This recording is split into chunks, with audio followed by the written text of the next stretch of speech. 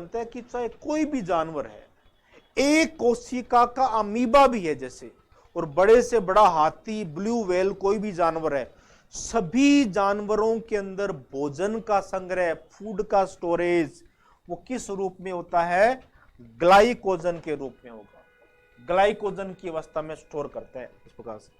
और मिनरल्स है, विटामिन है, खनिज लवण है, इनका पाचन होता नहीं है।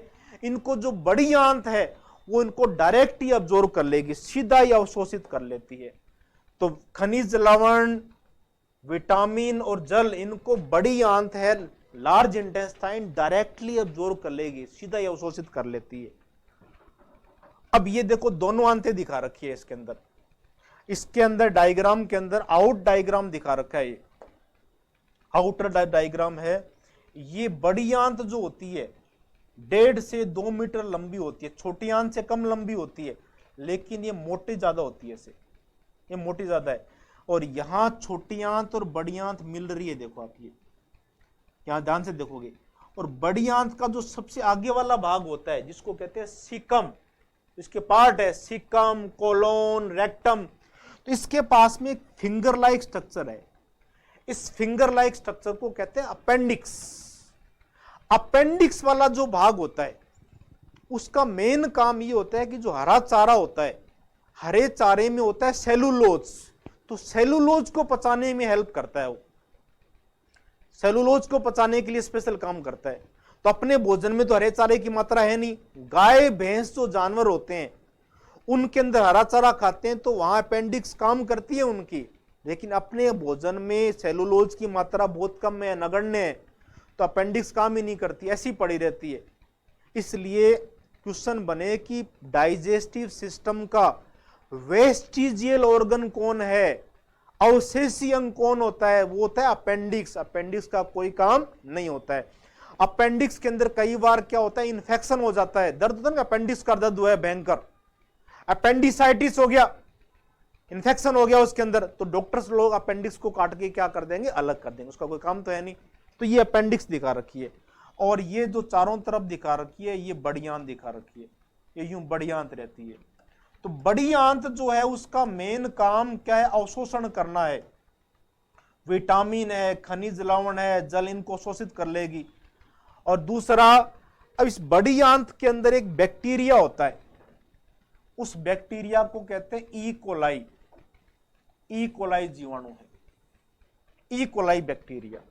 तो ई कोलाई जो बैक्टीरिया है ये क्या करेगा, जो अनडाइजेस्ट फूड है, अपना अपचित भोजन है, उस अपचित भोजन को मल के रूप में बदल देंगे और मल द्वार से उसको बाहर उत्सर्जित कर देंगे। ये रेक्टम है, मलाशय है, ये रेक्टम वाला भाग, इसके अंदर ये बैक्टीरिया है ई कोलाई, ये उसको मल में बदल देगा।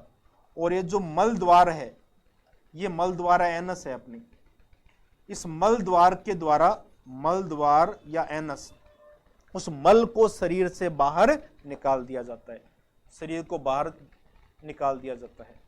और ये आपको बता रखा है, अभी अपने चर्चा की थी अपनों ने, ये क्वेश्चन बन सकता है। अपेंडिक्स पाचन तंत्र का कैसा ऑर्गन है, वेस्टिजियल ऑर्गन होता है, और इसका अपने अंदर कोई काम नहीं है।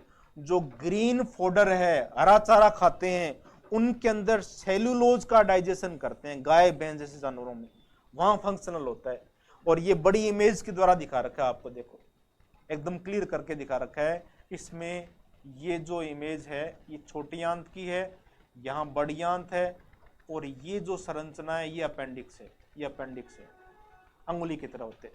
और ये वाला जो बड़ी आंत का भाग है इसको कहते हैं सीकम। सीकम होता है, 3 पार्ट होते हैं बड़ी आंत के, सीकम, कोलोन और रेक्टम। इनको मैं तीनों को बता देता हूं, देखो आपको। एक तो होता है सीकम, बड़ी आंत का भाग, और एक होगा कोलोन, और एक होगा रेक्टम। 3 पार्ट याद रखने हैं आपको, सीकम, कोलोन और रेक्टम। कोलोन के भी भाग होते हैं ऐसे अलग अलग, ascending colon, transverse colon, descending colon, अलग अलग पार्ट्स में इसको अपने स्टडी कर सकते हैं, जूलॉजी के अंदर आ जाएगा, थोड़ा डीपली चला जाता है इस प्रकार से वो। और उसके बाद ये जो मल द्वार है, मल द्वार से भोजन को शरीर से बाहर निकाल दिया जाएगा। और भोजन को शरीर से बाहर निकालने के बाद में जो ग्लूकोज है उसको बड़ी छोटी आंत ने अवशोषित किया था, और वो ग्लूकोज ब्लड में चला जाएगा और ग्लाइकोजन के रूप में कन्वर्ट हो जाएगा लीवर में। जैसे जैसे अपने को एनर्जी चाहिए, अपने को एनर्जी हर टाइम चाहिए, अपने को एनर्जी रात को सो रहे हैं उस समय भी चाहिए, तो रात को सोते समय अपने फंक्शन तो कर ही रहे हैं, ऑर्गन, लीवर काम कर रहा है, किडनी काम कर रही है, हार्ट लगातार चलता रहता है, जीवन भर चलता रहता है, अंदर के ऑर्गन काम कर रहे हैं, एनर्जी चाहिए, तो वो एनर्जी ग्लाइकोजन से वापस कन्वर्ट होती रहती है ग्लूकोज के रूप में, ग्लूकोज के रूप में एनर्जी मिलती रहती है। तो ये अपनों ने एक जो पार्ट किया, इस पार्ट में अपनों ने पाचन तंत्र के बारे में पढ़ा पूरा का पूरा। और इसका सेकंड पार्ट जो अपने लेंगे उसमें भोजन के अलग अलग अवयव लेंगे अपने, कार्बोहाइड्रेट, प्रोटीन, लिपिड, विटामिन, खनिज लवण, इनके बारे में डिटेल से चर्चा करेंगे।